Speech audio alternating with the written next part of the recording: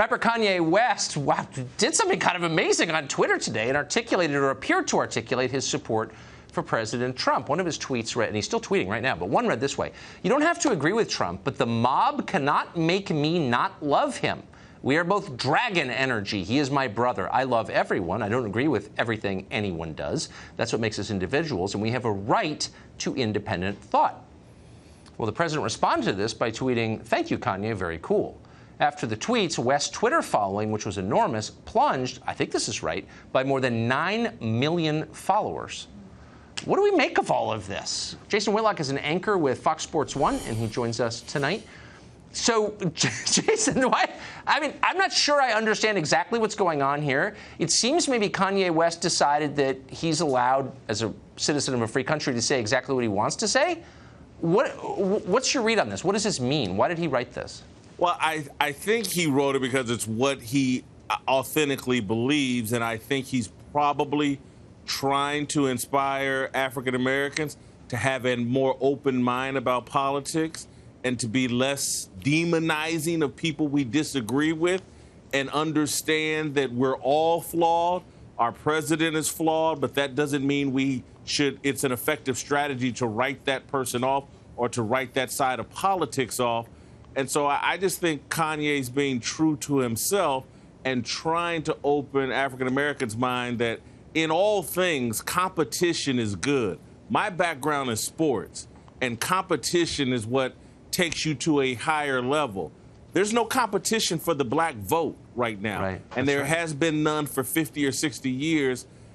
I think we should look around at other ethnic groups and other groups of people. They make people compete for their votes, and politics tend to help them and move them forward while we're not experiencing the same thing. Right. Well, any group that feels under attack tends to kind of retreat into a defensive posture, and you see this in not just African-American voters, but other groups too, this exact same phenomenon. But I totally agree it's not helpful.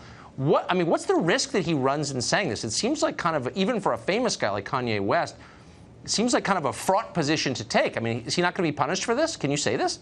He's certainly going to be punished over social media, and it does not surprise me that he's lost a bunch of Twitter followers or IG followers or social media followers, because much of social media is rigged to support far left-wing thought.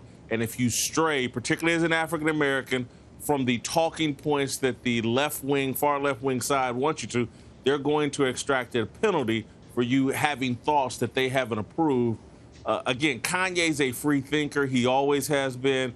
His music has always been open to a lot of different interpretation and just ideas. I think he's just being consistent and true to himself and, again, trying to inspire people. So, really quickly, we're hearing from Twitter that he actually didn't lose 9 million followers with some glitch. Apparently, I don't understand it.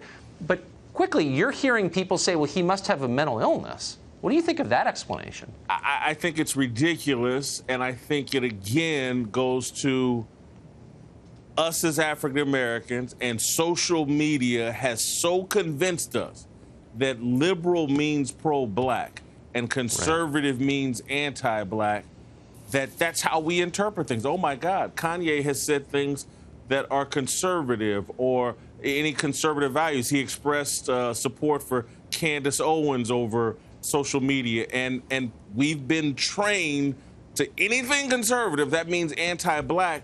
And again, if we just looked critically and really understood our history, that's just not the case.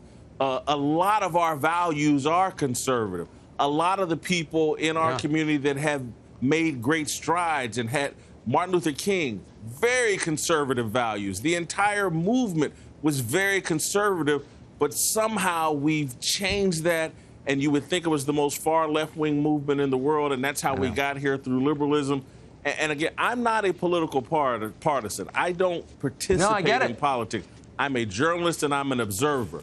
Observing us, speaking as a journalist, not as an African American, our strategy is flawed by just giving away our allegiance to one side.